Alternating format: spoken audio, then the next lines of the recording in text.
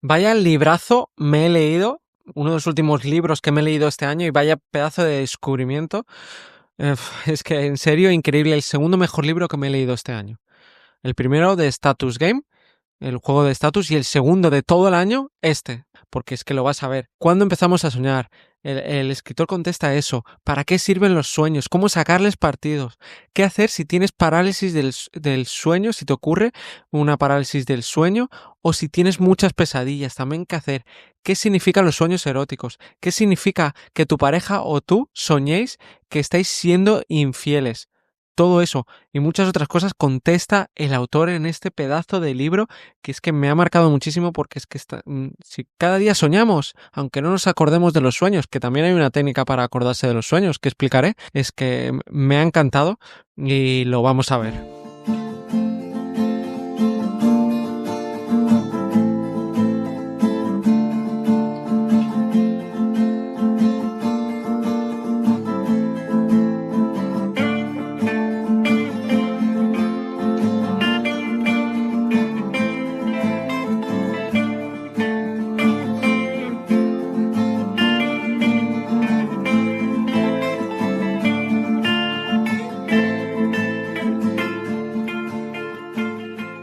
Empiezo con las posibles críticas que se le pueden hacer al libro. Y es que he leído a algunas personas que se quejan de que el autor no responde a la pregunta del título, ¿no? ¿Por qué soñamos? Y no es cierto, sí que responde, pero no responde en una frase, no responde de forma definitiva, porque hay varias teorías y es una conjunción de esas teorías. Luego lo veremos, ¿eh? Pero esa crítica que hacen algunas personas son las que han leído poco y tendrían que leerse, por ejemplo, el libro de Pensar en Sistemas y ver que todo se retroalimenta, pero su cerebro, bueno, el de todos, buscamos una respuesta fija. Y por eso tienen esta crítica. Quieren lo más sencillo.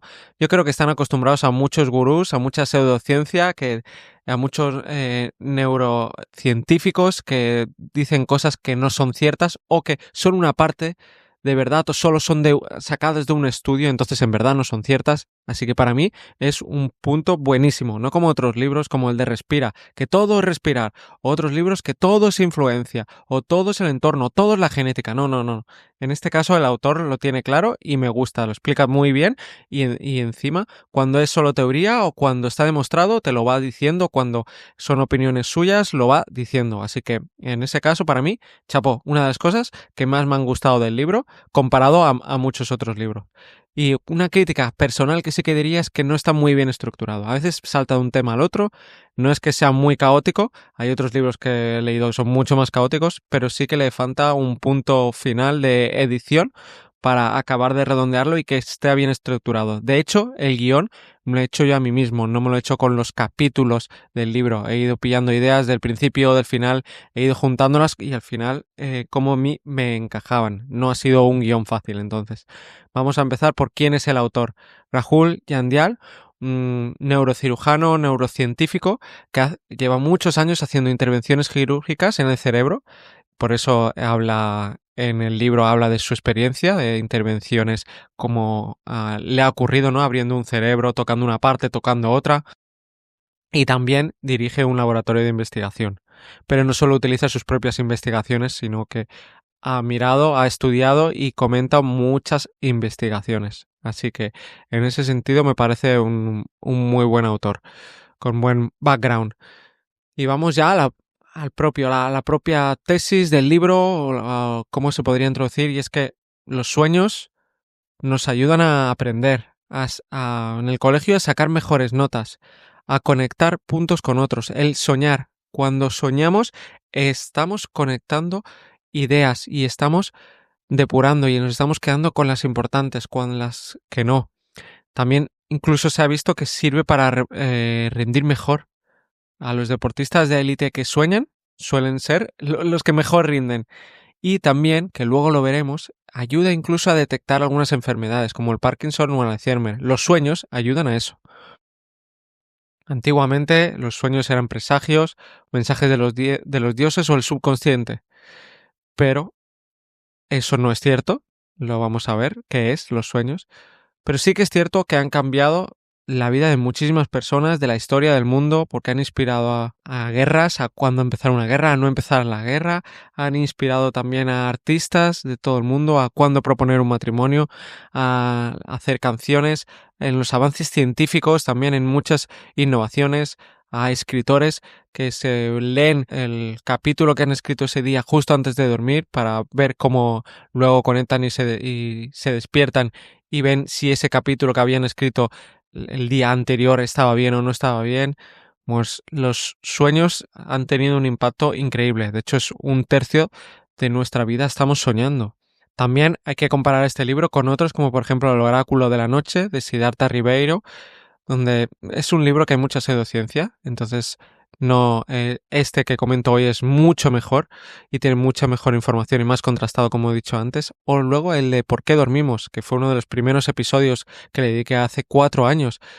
Y es un libro que tiene muchos fallos. Con el tiempo me he dado cuenta que tiene muchos fallos. No sé si algún día eliminaré el episodio o comentaré esos fallos. No sé, algo tengo que hacer porque en parte ese episodio está ya caducado. Ese libro se pasó de darle demasiada importancia a dormir y no solo ese fallo, tiene muchísimos fallos, entonces para mí prefiero este, aunque este es solo de los sueños, el de por qué dormimos es de la propia higiene de dormir, que es más global. Vamos a hablar de los sueños. Hay otro warning, hay otro título llamado también igual, ¿Por qué soñamos?, de otro escritor. No hay que confundirlos, porque realmente este es mejor que el otro, y el otro solo tiene un 30% de la información de este. Y además el otro habla más en general, tipo al de por qué dormimos. Este de hoy que estoy comentando habla de los sueños en sí. Entonces, para no confundirlos, en las notas dejaré el link correcto del bueno, porque el bueno es el de por qué soñamos de Rahul Handial, ¿vale? ¿Y de dónde vienen los sueños? A ver, ¿de dónde vienen los sueños? ¿Vienen de los dioses? ¿Vienen de los ángeles, los demonios? No, vienen del cerebro, de nuestra actividad eléctrica. La intensidad, los patrones eléctricos que se miden durante las fases del sueño en los laboratorios del sueño se han visto que son idénticos a cuando estamos despiertos. Es decir, el cerebro no descansa cuando estamos durmiendo. A veces en algunas regiones del cerebro consumen más energía cuando estamos soñando que cuando estamos despiertos. Hay gente que dirá, pues yo no sueño jamás. Sí que sueñas. La diferencia es que no te acuerdas. No te acuerdas, pero soñar no es algo que podamos hacer o no podamos hacer. Todo el mundo sueña, solo que te acuerdas o no te acuerdas, porque es algo vital, es algo necesario, es algo biológico y es algo que si no soñaras estarías muerto. De hecho, lo primero que hacemos cuando hemos dormido poco es recuperar los sueños, volver a soñar cuando has estado. Y por eso gente que lleva días que ha dormido poco, cuando puede dormir un poco más, dice, uy, qué sueños más raros he tenido, porque es que el cerebro lo estaba necesitando. Es una necesidad muy vital.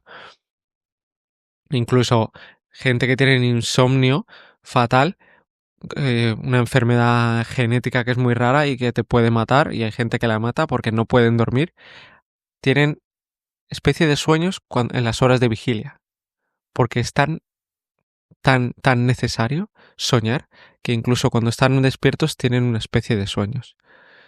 ¿Y cuándo se sueña? ¿Cuándo soñamos? Porque los sueños, se decía antes que solo soñamos en la fase REM, pero es que se ha visto que no es cierto. Soñamos en todas las fases. Las fases REM, lo que sí que se puede decir es que son la más vivida, la más emocional, y de hecho cada fase REM que sueñas, la siguiente es más vivida, más emocional, más importante. Eso sí que es cierto. ¿Y por qué siempre ocurre hay un aumento del riesgo de la parada cardíaca, de un ataque al corazón en las últimas horas, ¿no? A las 5 o las 6 de la mañana, porque son las últimas horas del sueño, donde hay el último periodo de sueño REM, que es el más emocional, el más vivido. Por eso está la teoría de que hay esa correlación con el aumento de ataques de corazón que le ocurra a mucha gente, que le ocurra a esas horas de la mañana. También hay que decir que los sueños siguen normas. O sea, los sueños, como tienen su marco neurobiológico, tienen unas normas. nosotros todos tenemos en el cerebro una red imaginativa. Y esa red imaginativa es la que desata la mente soñadora. Por eso los sueños no son completamente una fumada, no son 100% irracionales y no son aleatorios. Realmente, si te haces un diario de sueños, verás que hay repeticiones, y por eso hay esas normas. Por ejemplo, es muy raro que un objeto se convierta en una persona o viceversa. Sí que un objeto, una casa está en otro sitio. O cuando estás soñando y mezclas una persona que conociste en la infancia con a lo mejor con tu padre, están ahí, eso sí. Pero lo que no ocurre, lo que no suele ocurrir es que se transformen. Como a veces hemos visto en las películas, ¿no? No son los sueños, eso es más psicodelia. Y de hecho, en los pocos estudios que hay de los sueños relacionados con las redes sociales, por ahora la investigación está diciendo que no hay, en nuestra vida onírica, no hay las redes sociales. No soñamos que estamos con el móvil, que estamos dentro del Instagram, no estamos soñando esas cosas porque somos criaturas sociales. Los sueños realmente lo que nos hacen son experimentos sociales, experimentos mentales que indagan que están investigando nuestras relaciones sociales. A veces con escenarios muy raros, o con emociones muy fuertes. Y también hay que decir que los sueños no son ni algo particular de una cultura, ni particular de la historia. Los egipcios antiguos o la Roma de Julio César soñaban lo mismo que nosotros. Se ven trastornos del sueño que se han registrado en China hace casi 2000 años. Y también cosas como que se vuela, que soñamos que caemos en un abismo, las pesadillas ya ocurrían hace 2000 años, en escritos se ha visto. O sea, los sueños son parecidos en todo el mundo y da igual el idioma. No, y como había dicho antes, no son surrealistas, tienen esas normas y tienen unas razones. Porque si fueran aleatorios, no, sería imposible que tuviéramos sueños recurrentes. Y todos hemos tenido sueños que nos vuelven a ocurrir. Y como he dicho antes, no uno que te caes o que te persiguen. Entonces, esos sueños son recurrentes, se vuelven a repetir, no son aleatorios. O incluso la probabilidad de soñar 2 veces lo mismo en esa misma noche, que te despiertas y cuando te vuelves a dormir sigues soñando lo mismo, vuelves al sueño, eso significa que no son aleatorios, que no son surrealistas, hay unas normas. El autor dice que él cree que el sueño es parte de nuestra evolución, que nos da algo, es decir, que nos da un beneficio, o sea, que no se puede demostrar, pero que es imposible que el sueño sea porque sí, porque la evolución lo que nos conserva en general, son los rasgos ventajosos. No es del todo cierto, ya lo hemos visto en otros episodios, que los rasgos ventajosos están junto a otros que no nos benefician, es decir, que al final es una mezcla, pero sí que es cierto que en este caso, estar una tercera parte del día durmiendo y soñando no es una ventaja clara precisamente, o sea, es un hándicap gigante, es un hándicap que nos hace súper vulnerables a los depredadores, entonces, y encima nos pide energía, contrario a lo que podríamos pensar, es que gastamos un montón de energía con los sueños. Entonces, si no fuera algo que fuera beneficioso para nosotros, que nos ha ayudado en nuestra evolución y a mantenernos en nuestra supervivencia, no existiría. Entonces yo le compro esa teoría de todas. Hay varias teorías entonces de por qué se sueña. Te voy a decir las 3 principales. Una es que es un ensayo de cómo responder ante una amenaza. Una manera de practicar, ¿no? De practicar y cómo responder. Son simulaciones. Por si ocurre un cisne negro, que básicamente en nuestra vida diaria no vamos a poder sobrevivir a todos esos cisnes negros, pero el cerebro nos lo practica y eso es una forma también de ayudarnos a sobrevivir. Esta es la teoría número 1. La teoría número 2 es que los sueños nos dan cura terapéutica. Nos ayudan a rebajar las emociones, a digerir esas emociones más negativas. Incluso se ha visto en los procesos de divorcio el valor que tiene para curar. En un estudio se vio que la gente que soñaba más y de forma más dramática y con argumentos más fuertes y que mezclaba pues diferentes recuerdos. Esas personas que soñaban más eran las que antes superaban el divorcio. Es decir, más fuertes eran los sueños y más soñaban sobre ese tema, sobre su ex, eran los que más podían superar a su pareja, superar el divorcio y sortear esa depresión post-divorcio. Esa es la segunda teoría por este estudio y por muchos otros estudios. Y luego la tercera teoría del neurocientífico Eric Hoel propuso la hipótesis del cerebro sobreajustado, que dice que los sueños nos ayudan a, a lo que aprendemos darle un cariz más general y también a hacer que generemos unas normas, que conectemos puntos. Entonces, ¿con qué teoría de estas tres me quedo yo o con qué teoría de estas tres se queda el autor? Con ninguna y con las tres, porque lo más probable es que las tres sean válidas, pero hasta cierto punto. Es decir, que haya una retroalimentación entre unas y otras, una conexión y que todas ellas sean ciertas a la vez. Que el soñar nos sirva para las tres cosas. Nos sirva como un ensayo, nos sirva como terapia y nos sirva para aprender, para afianzar la memoria, incluso para innovar. O sea, todo eso. Y luego surge otra pregunta, ¿cuándo empezamos a soñar? Porque claro, empezamos a soñar desde que nacemos o en la barriga, cuando estamos en la barriga ya empezamos a soñar. A mí este punto me sorprendió, no lo había pensado. Sinceramente no había pensado cuándo empezamos a soñar. Y es que empezamos a soñar después de hablar, después de caminar. Es decir, soñar no aparece hasta los 3-5 años. Y esos sueños realmente no son unos sueños desarrollados como tenemos los adultos. Son unos sueños que no se podrían ni llamar sueños.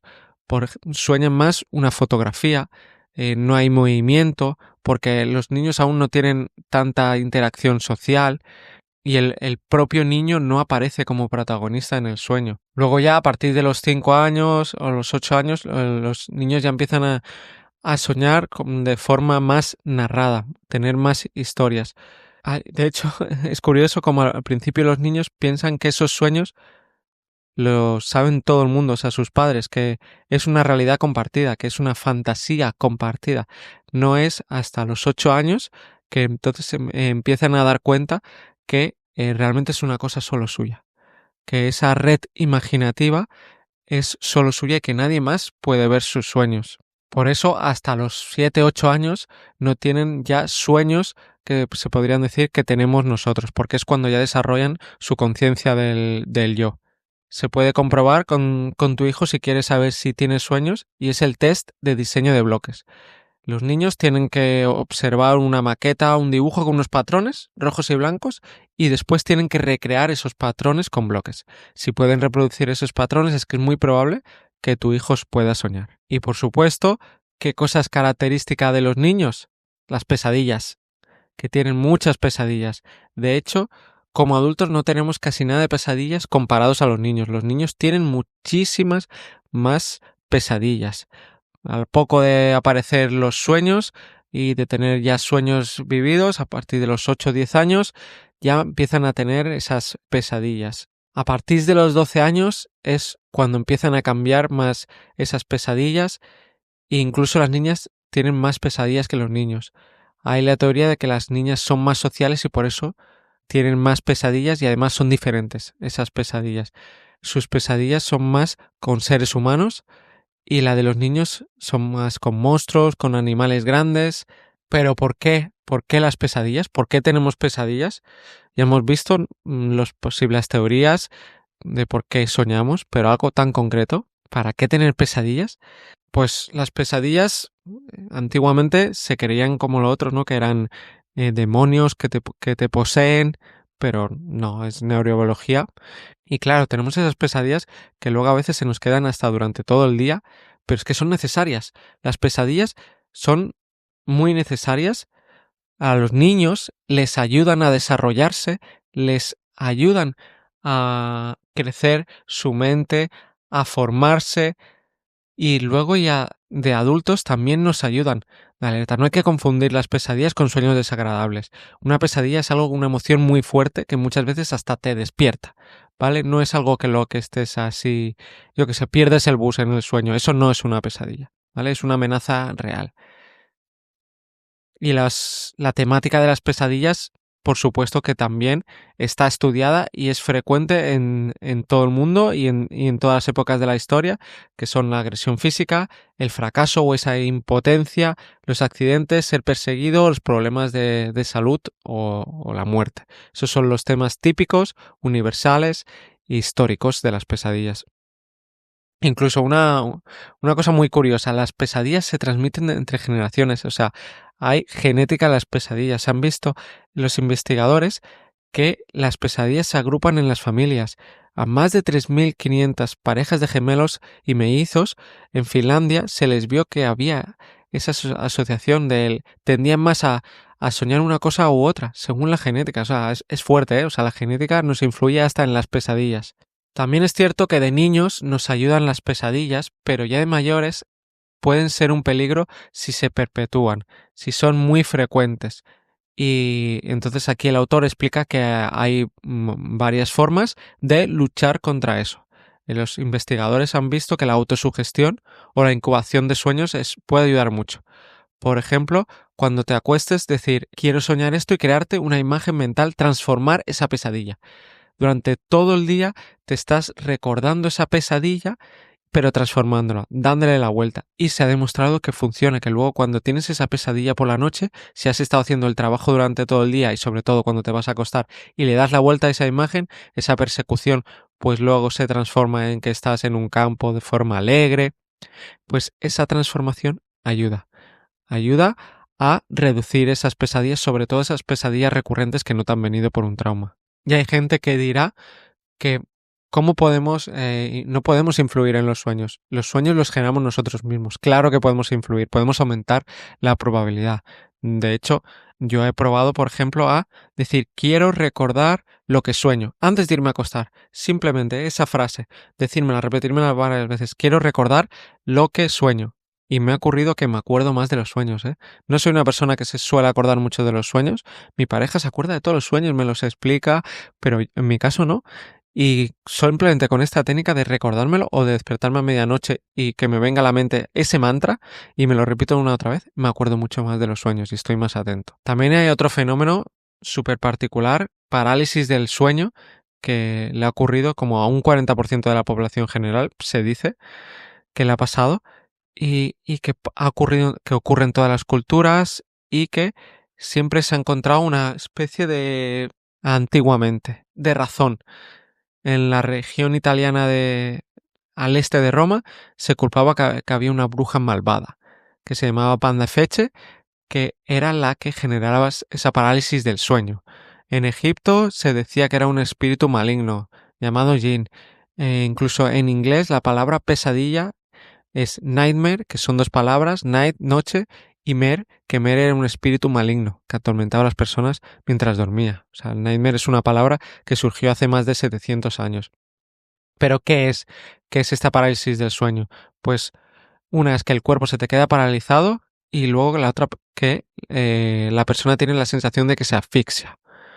Entonces, realmente no es por una bruja ni por un espíritu, es un efecto fisiológico donde te medio despiertas, pero una parte de ti que controla precisamente la respiración se queda dormida. Por eso tienes esa sensación de asfixia y por eso tienes esa sensación de que hay un intruso, porque unas partes de ti están despiertas, otras no, y nuestro cerebro siempre está buscando explicaciones a todo.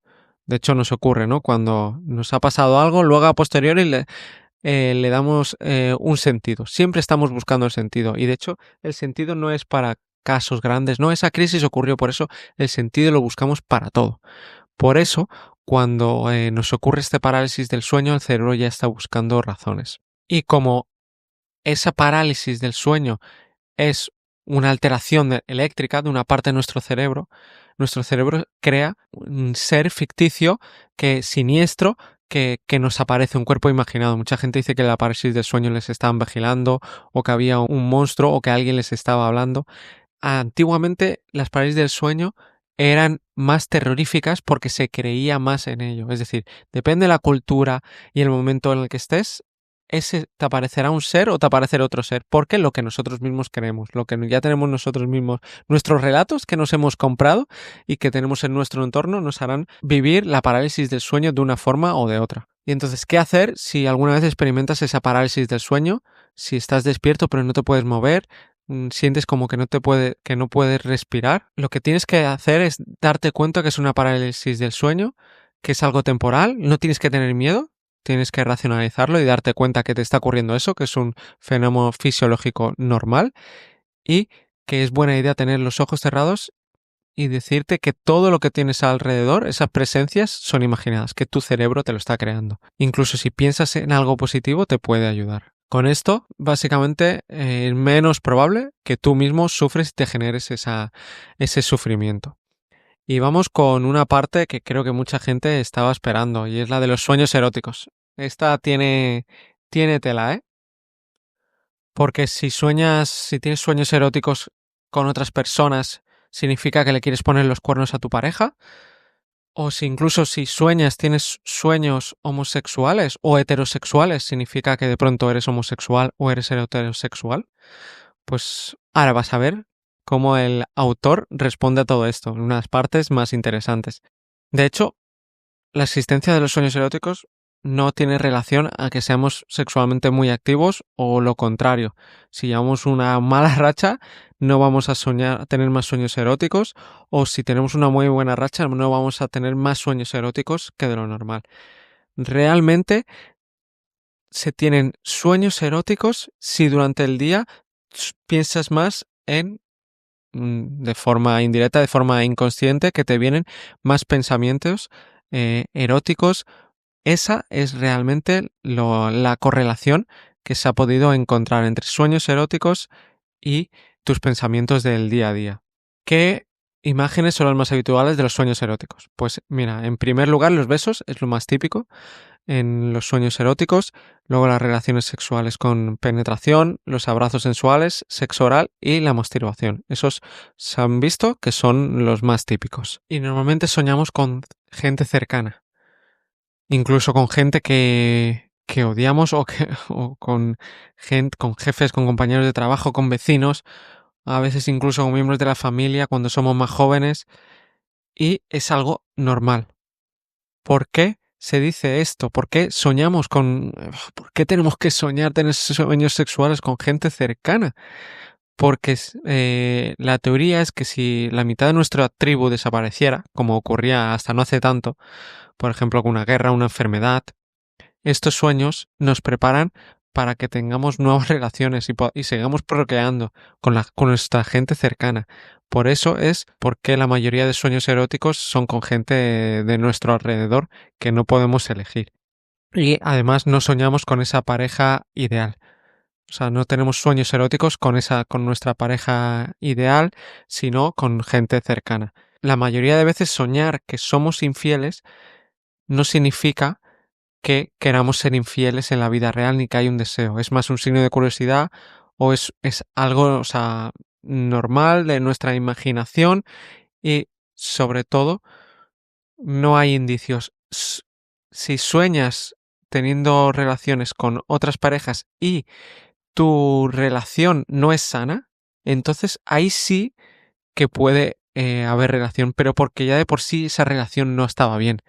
Ahí sí que hay, porque el sueño lo que te está haciendo es prepararte para que os separéis y de hecho hay correlación entre el soñar ser infiel y que se reduzca el amor, la intimidad, porque esa relación ya no eran sanas. Pero una relación sana, los sueños de infidelidad no tienen ningún efecto. De hecho, los sueños que solemos tener con nuestra pareja suelen ser más de hacer cosas y los sueños eróticos suelen ser más con exparejas. Pero no es porque echamos de menos a nuestro ex, o sea, es justo lo contrario. Muchos estudios han visto que es lo contrario, que tener sueños eróticos con nuestro ex nos ayuda a superarlo. Nos ayuda a superar relaciones pasadas, ¿eh? O sea, es heavy. Le dices a tu pareja, he soñado haciéndolo con mi ex y muchas parejas se van a morir de celos. Pero es que es justo lo contrario, o sea, te ayuda a superarlo. De nuevo, los sueños te ayudan como terapia. ¿Y qué usos se le pueden dar a los sueños? Pues muchísimos. El típico es el creativo. De hecho, se ha visto que la gente que es más creativa y que necesita esa creatividad porque tienen trabajos creativos, recuerdan más los sueños y le dan más significados a los sueños. Muchos directores de cine han dicho que han rodado escenas que primero habían visto en sus sueños. También se ha visto que la siesta es una forma de resolución de problemas creativos. Se han hecho muchos estudios para ver hasta qué punto los sueños nos pueden ayudar incluso a resolver problemas súper difíciles y no se ha encontrado que los sueños resuelvan problemas súper grandes, pero sí que se ha visto en esos estudios que te ayudan a conectar puntos, a luego sí que ser más creativo, más resolutivo o recordar más eso, pero no hasta el punto de hacer milagros. Antiguamente los egipcios tenían templos del sueño donde la gente iba a pasar la noche con la esperanza de que en esos templos les generaran unos sueños que les ayudaran a curarse o a tomar decisiones importantes. En Grecia también la gente iba a unos templos especiales donde pedían que les enviaran un sueño para resolver sus problemas, la incubación que se le dice. Y de hecho no es una práctica del pasado, o sea, está basado en hechos científicos. Sí que es cierto que puedes invocar, entre comillas, esos sueños o lo que he dicho antes, ¿no? De afirmarte con intención, soñaré, voy a recordar lo que soñaré y aumenta la probabilidad. No es infalible y ni a todo el mundo le funciona, hay gente que más, menos, pero sí que ayuda si tienes un gran problema. Lo de consultar con la almohada es que está claro. ¿Y cómo hacer entonces de acordarte más de los sueños? Pues como te he dicho, y también cuando nos despertemos, no ir rápidamente a pillar el teléfono. O si lo hacemos, a pillar el teléfono, pero sin mirar las notificaciones y irnos al bloc de notas y apuntar todo lo que hemos soñado. Eso mucha gente hace ese diario de los sueños y eso le puede ayudar a recordar más los sueños y algunos de esos sueños te pueden ayudar. Que más adelante explicaré cómo algunos de esos sueños te pueden ayudar en algunas cosas. Pero es que al final estamos programados a olvidar los sueños. Entonces tenemos que hacer ese esfuerzo para acordarnos de ellos. Incluso me gusta mucho porque hay varios estudios que han visto que si explicas los sueños a tu pareja vas a generar lazos más estrechos de más confianza, porque los sueños son algo que tú no puedes controlar, es algo súper íntimo y que hablar de forma abierta te hace afianzar no solo porque estás confiando en la otra persona, sino porque podéis hablar de esos sueños sin ser de forma literal. Ay, he soñado esto, esto, otro. Y luego dice, ay, pues podría significar esto o esto otro. Y así empiezas a hablar de forma más abierta emocionalmente. Que esto sobre todo ocurre más en hombres que en mujeres, que nos cuesta o les cuesta hablar más de emociones. Digo, a mí no me cuesta, pero yo creo que soy una excepción. Así que en general sí que cuesta más. Y bueno, entonces es una forma de no ponerse a la defensiva ni de buscar chivos expiatorios, solo es un sueño y se puede teorizar con tu pareja o con familiares sobre ese sueño y de pronto se abordan temas muy importantes. Incluso los sueños se ha visto que pueden detectar que tengas años después te aparezca la enfermedad del Parkinson, la demencia. En un 97% de las personas que de pronto cuando tienen sobre los 50 años empiezan a tener unos sueños raros, muchos años después, una década, 15 años después, les aparecen estas enfermedades. O sea, es fuerte, ¿eh? Es fuerte. Hablaba de un caso concreto de un hombre de 50 y pocos que luego, 14 años después, le apareció una de estas enfermedades. O sea, no hay ninguna otra cosa que detecte con tantos años y con tanta probabilidad de acierto como un 97%. Incluso también se ha visto que algunos sueños, atenderlos, han servido como diagnóstico del cáncer. se vio a mujeres que con advertencias que habían tenido en los sueños se habían tomado la decisión de hacerse una revisión para una detección de cáncer de mama y que les había salido la enfermedad. Y decían que esos sueños eran como más vívidos, más intensos y que los notaban como una amenaza, un peligro. Así que les ayudó a hacerse las pruebas. Pero luego hay otros sueños, como por ejemplo la caída de los dientes, que no significa lo que se ha dicho desde hace miles de años, que iba a ocurrir algo desagradable, algo muy malo, como la muerte de un miembro de tu familia. No significa eso. Realmente se ha visto que si sueñas con que se te caen los dientes, lo más probable es que simplemente mueves mucho los dientes por la noche. Que tienes bruxismo. Si sueles soñar mucho con eso, es que tienes bruxismo. Y también los sueños pueden ayudar a la gente que está dejando el alcohol o las drogas. Si sueñan con que se están drogando o que están bebiendo, eso es un buen signo. De nuevo es un buen signo, ¿eh? No lo contrario. Y es muy normal soñar mucho sobre eso al principio, sobre todo en los primeros días, las primeras semanas, porque el sueño está intentando satisfacer esa necesidad y es una buena señal realmente. Y también hay otra señal, si por ejemplo tienes un gran trauma, la señal de los sueños. Si esos sueños están siendo muy realistas, es una buena señal. Un ejemplo concreto. Una persona que había sufrido una agresión brutal tuvo varios sueños. Los primeros sueños fue que fue atacada por una banda callejera. Luego otro sueño que se asfixiaba con una cortina. Luego que estaba enfrente de un tren en marcha o que se llevaba arrastrada por un tornado.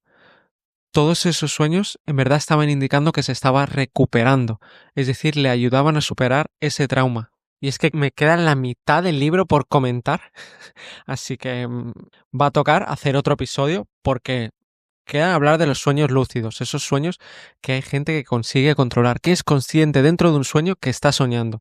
Técnicas para conseguir esos sueños lúcidos. También para hablar qué drogas, qué tecnologías hay para inducir a esos sueños lúcidos, no solo las técnicas, por qué no funcionan los diccionarios del sueño. También cómo interpretar los sueños, o sea, también sobre eso, lo que dice la ciencia, porque casi todo es pseudociencia, pues no, vámonos a ir a la parte más real, cómo interpretar esos sueños. También todas esas cosas ya las voy a dejar para la segunda parte, porque, bueno, es que si esta te ha gustado, esa te va a encantar, o sea, me va a merecer mucho la pena. No sé, es que a mí este libro me ha fascinado y claro, es que si estamos una tercera parte de nuestra vida soñando. Es súper importante conocer esto. Así que habrá una segunda parte sí o sí. Hasta la próxima.